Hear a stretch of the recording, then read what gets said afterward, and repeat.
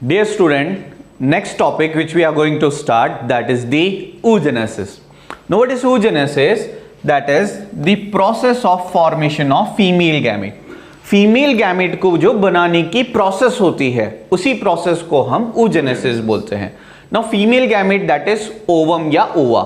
इस ओवम या ओवा को बनाने की प्रोसेस को हम क्या बोलेंगे? oogenesis बोलते हैं. नाउ oogenesis कहां होगा? तो it occurs in the follicles of ovary. ये ओवरी के फॉलिकल्स में होता है यहां पे. और ये जो oogenesis है, ये oogenesis कब स्टार्ट होगा? It starts at the embryonic period. यानी जब एम्ब्रियोनिक डेवलपमेंट चल रहा होगा, इंट्रा यूटराइन लाइफ, यूट्रस की लाइफ चल रही होती है यहाँ पे, तो इसी इंट्रा यूटराइन लाइफ के अंदर जो गर्ल चाइल्ड, फीमेल चाइल्ड है, उस फीमेल चाइल्ड की ओवरी के अंदर क्या चल रहा होता है? oogenesis चल रहा होता है. स्पर्मेटोजेनेसिस के बारे में हमने बोला था कि जो स्पर्मेटोजेनेसिस है वो स्टार्ट होता है प्यूबर्टी पे. बिल्कुल. बट जो oogenesis है वो स्टार्ट होता है from the embryonic life. Intrauterine life से ही स्टार्ट हो चुका होगा oogenesis. तो बच्चों ये पहला डिफरेंशिएट है स्पर्मेटोजेनेसिस और oogenesis में कि जो स्पर्मेटोजेनेसिस है वो तो स्टार्ट होता है प्यूबर्टी से, बट जो oogenesis है वो शुरू हो जाता है एम्ब्रियोनिक लाइफ में ही. होता कैसे है oogenesis प्रोसेस वो देखते हैं. तो सबसे पहले जो सेल्स होंगे वो थे हमारे primordial germ cells. Primordial germ cells के बारे में हम पहले बोल चुके हैं कि ये कैसे थे? Extra gonadal in origin. With that जो ये हमारे प्राइमोर्डियल जर्म सेल्स हैं ये कैसे होने हैं? डिप्लॉयड. फीमेल की बात कर रहे हैं तो अरेंजमेंट होना है 44 प्लस एक्स. और इन प्राइमोर्डियल जर्म सेल्स में होता है माइटोसिस. जब माइटोसिस डिवीजन होगा तो ये बनाएंगे मोर एंड मोर सेल्स. और ये जो नए सेल फॉर्म होंगे उनको नाम दिया है यहां पर oogonia. यहां एक सिंगल oogonia हम उठा रहे हैं, दैट इज द oogonia. और ये जो oogonia है ये कैसा हुआ है? डिप्लॉयड. क्योंकि डिवीजन कैसा है? माइटोसिस. यहां तक की स्टेज में कुछ भी नहीं हुआ, बस सेल डिवाइड कर रहे हैं, अपने नंबर को बढ़ा रहे हैं और फेज को बोला है दैट इज मल्टीप्लिकेशन फेज.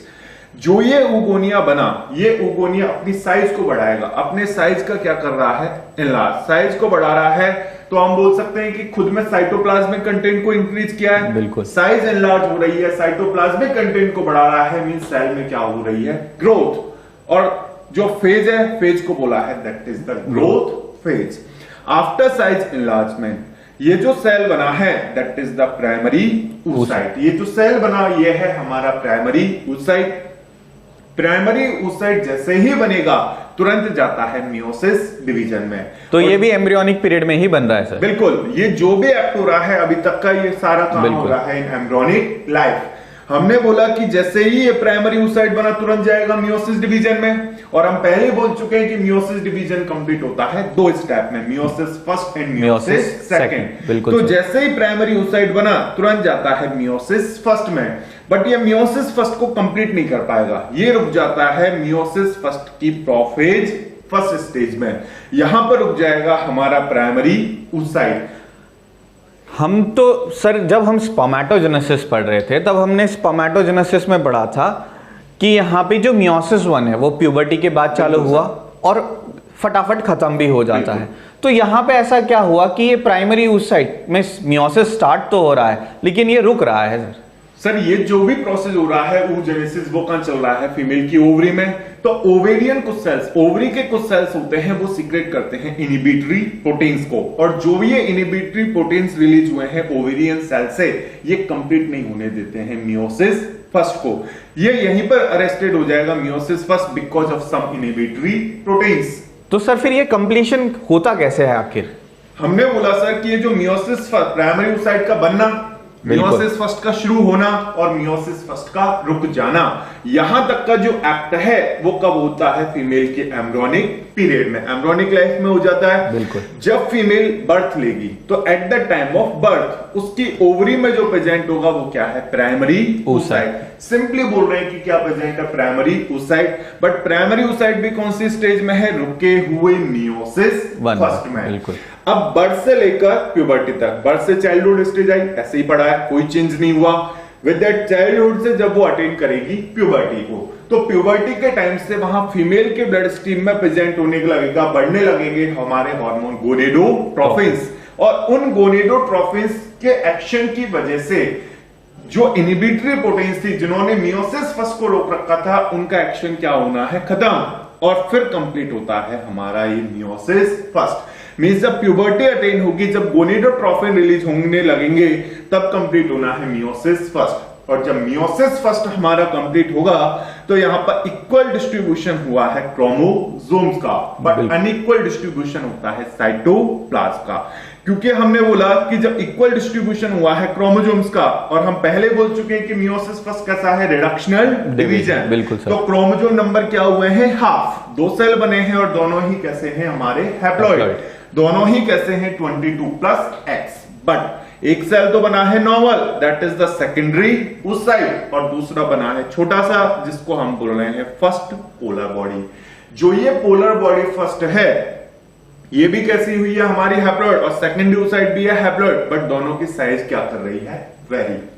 यानी हमने मैक्सिमम साइटोप्लाज्म सेकेंडरी oocyte को दिया है। बिल्कुल सर। और फर्स्ट पोलर बॉडी के पास जो साइटोप्लाज्म गया है that is very negligible amount में। इसी नेग्लिजिबल अमाउंट ऑफ साइटोप्लाज्म की वजह से हमारे ह्यूमंस में इसी स्टेज में यहीं पर पोलर बॉडी फर्स्ट जो है वो क्या हो जाएगी, डीजेनरेट्स। बट कुछ लोअर एनिमल्स में पोलर बॉडी फर्स्ट भी डिवाइड करेगी, और डिवाइड करने के बाद क्या हो जाती है, डीजेनरेट। मींस हम बोलते हैं regarding the polar body first कि जो पोलर बॉडी फर्स्ट है, हम बनवा किस लिए रहे हैं, क्रोमोसोम नंबर्स को हाफ करने के लिए, क्योंकि हमने इसको 23 क्रोमोसोम्स दिए और क्रोमोसोम नंबर को कर दिया है हाफ। नाउ डियर स्टूडेंट, ये जो सेकेंडरी oocyte बना है यहाँ पे, ये सेकेंडरी oocyte में मियोसिस सेकंड चालू हो रही है ना। ओवरऑल अगर हमने देखा तो क्या देखा कि पीजीसी से oogonia और oogonia से प्राइमरी oocyte बनी, दैट इज बिफोर बर्थ। यानी बिफोर बर्थ 2 फेजेस कंप्लीट हो गए, एक मल्टीप्लीकेशन फेज कंप्लीट हो गया और एक ग्रोथ फेज कंप्लीट हो गया। और इसी एम्ब्रियोनिक पीरियड के अंदर स्टार्ट होता है क्या, मैच्योरेशन फेज स्टार्ट होता है।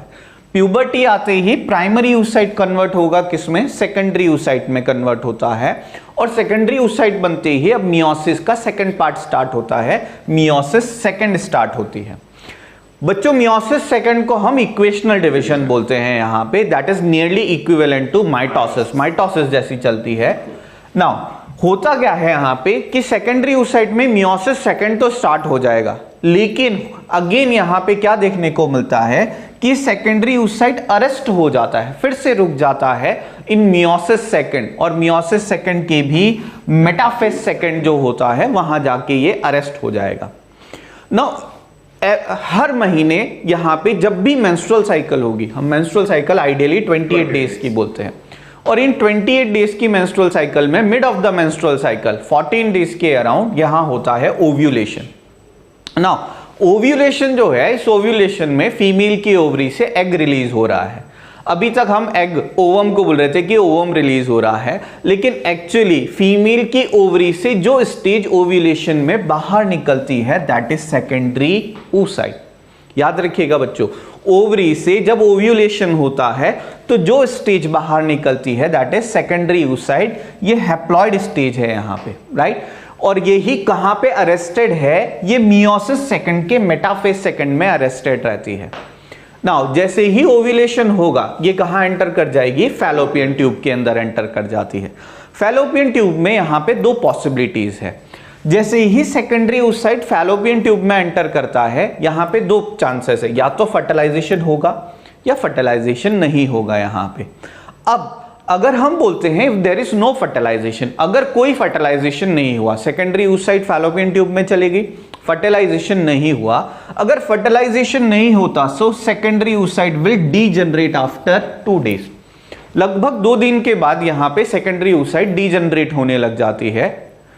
लेकिन अब यहां पे हम बोल रहे हैं हमें oogenesis को कंप्लीट करना है, तो हम दूसरी पॉसिबिलिटी पे चलते हैं कि इफ देयर इज फर्टिलाइजेशन, अगर फर्टिलाइजेशन होगा तो क्या होगा। अगर यहां पे फर्टिलाइजेशन होता है तो यहां पे क्या होगा, जैसे ही सेकेंडरी oocyte फैलोपियन ट्यूब में जाएगा और फर्टिलाइजेशन होगा, यानी स्पर्म का कांटेक्ट होता है। स्पर्म का कांटेक्ट होते ही ड्यूरिंग फर्टिलाइजेशन, याद रखिएगा फर्टिलाइजेशन के दौरान, ड्यूरिंग फर्टिलाइजेशन ये जो मियोसिस सेकंड है दिस गेट्स कंप्लीट। यानी स्पर्म के आते ही ड्यूरिंग फर्टिलाइजेशन कुछ ऐसे चेंजेस होते हैं जिसके कारण जो सेल साइकिल रुकी हुई रहती है वो कंप्लीट हो जाती है और मियोसिस सेकंड कंप्लीट हो जाएगा।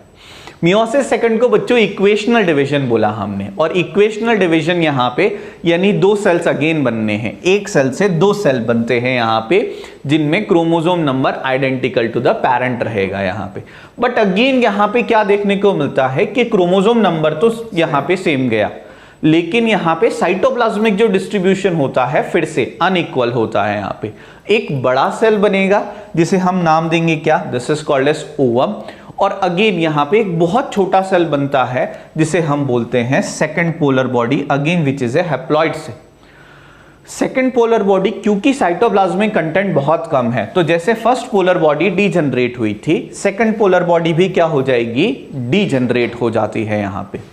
और ये जो ओवम रहता है, क्योंकि इसमें स्पर्म का पेनिट्रेशन हो रहा है, इसी ओवम से यहाँ पे कन्वर्जन होता है किसका, यहाँ पे फॉर्मेशन होता है दैट इज ऑफ जाइगोट, यहाँ पे जाइगोट बनता है, right. So this is what, यहाँ पे क्योंकि ओवम बन रहा है यहाँ पे, so this stage is maturation phase बोला जाता है यहाँ पे इसको।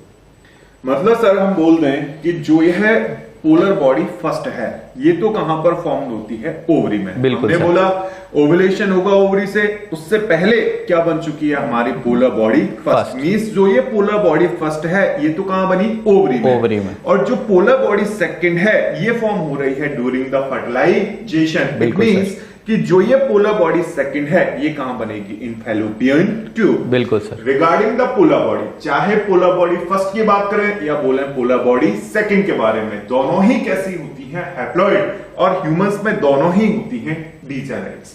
विद दैट ओवरऑल अगर हम देखें oogenesis प्रोसेस को, तो सबसे पहले हमने बोला था जो सेल है वो है प्राइमोर्डियल जर्म सेल, उनमें हुआ माइटोसिस और बने थे oogonia। जितने भी oogonia बनते हैं वो बन जाते हैं इंट्रायूट्राइन लाइफ में till 25th week of IUI, intrauterine life. उस टाइम पर अराउंड 7 मिलियन oogonia का फॉर्मेशन होता है बोथ ओवरीज में। अब हमने एक oogonia को उठाया है और उसके साथ डील किया है, तो जो ये oogonia है इसने अपनी साइज को इनलार्ज किया। जब साइज इनलार्ज हुआ, साइटोप्लाज्मिक कंटेंट को बढ़ाया, फेज को बोल दिया था ग्रोथ फेज। जो सेल दिखा है that is the primary oocyte, ये कैसा हुआ है, डिप्लॉयड है हमारा प्राइमरी oocyte। जैसे ही बना तुरंत गया मियोसिस फर्स्ट में, बट कंप्लीट नहीं हुआ और कहां रुक गया था, इन प्रोफेज फर्स्ट। यहां तक का एक्ट जो है वो हो जाता है फीमेल की एम्ब्रियोनिक लाइफ में ही। हम बोलते हैं कि जो फीमेल है वो मल्टीप्लिकेशन और ग्रोथ फेज, इन दोनों फेज को तो कंप्लीट कर चुकी होगी उसकी इंट्रायूट्राइन लाइफ में ही, और शुरुआत हो चुकी होती है मैच्योरेशन फेज की। अब जो ये रुका हुआ मियोसिस फर्स्ट है, इसी स्टेज में रहेगा हमारा प्राइमरी oocyte, और प्यूबर्टी के टाइम पर जब राइज अप होंगे हमारे गोनेडोट्रोफिन्स तो कंप्लीट होगा मियोसिस फर्स्ट, और एक सेल बना है normal that is the secondary oocyte, और दूसरा छोटा सा जिसमें साइटोप्लाज्मिक कंटेंट है कम, वो है polar body first. Secondary oocyte जैसे ही बना तुरंत किसमें गया, मियोसिस सेकंड में, और मियोसिस सेकंड भी कंप्लीट नहीं हुआ, वो कहां रुक गया था, हमारे मेटाफेज सेकंड में। अब तक हम बोल रहे थे कि ओवरी से रिलीज होता है ओवम, बट रियल में जो रिलीज होगा ovary say that is the secondary oocyte। और जब सेकेंडरी oocyte रिलीज हुआ ओवरी से, एक्ट जो हुआ है वो है ओवुलेशन। ओवुलेशन हुआ और जो सेकेंडरी oocyte है वो पहुंचता है इन फैलोपियन ट्यूब। 48 आवर्स तक सरवाइव करेगा फीमेल रिप्रोडक्टिव ट्रैक में। 48 घंटे के अंदर अगर स्पर्म इसके कांटेक्ट में आ रहा है इट मींस फर्टिलाइजेशन हुआ है, और अगर स्पर्म कांटेक्ट में नहीं है मींस फर्टिलाइजेशन क्या है, एब्सेंट। और अगर फर्टिलाइजेशन होगा तो जैसे ही स्पर्म स्टक करेगा, आकर बढ़ेगा इस सेकेंडरी oocyte से, तो आया हुआ स्पर्म जो है वो कंप्लीट करवाएगा मियोसिस सेकंड को। और जब मियोसिस सेकंड कंप्लीट होगा तो एक सेल बना है normal that is the ovum, और दूसरा जो सेल है वो है छोटा, और साइटोप्लाज्मिक कंटेंट इसमें क्या है, come, that is the second polar body. No बच्चों, अगर हम ओवरऑल देखें यहाँ पे तो तीनों फेज में सबसे लॉन्गेस्ट फेज कौन सा होता है ह्यूमंस के रिगार्डिंग, राइट। तो हमने देखा कि ये जो मैच्योरेशन फेज है ये एम्ब्रियोनिक पीरियड में ही स्टार्ट हो गया, बिफोर बर्थ स्टार्ट हो जाता है, और ये यहाँ पे प्यूबर्टी आने पर कंप्लीट होता है। तो ह्यूमंस में लॉन्गेस्ट फेज जो होगा that is the maturation phase.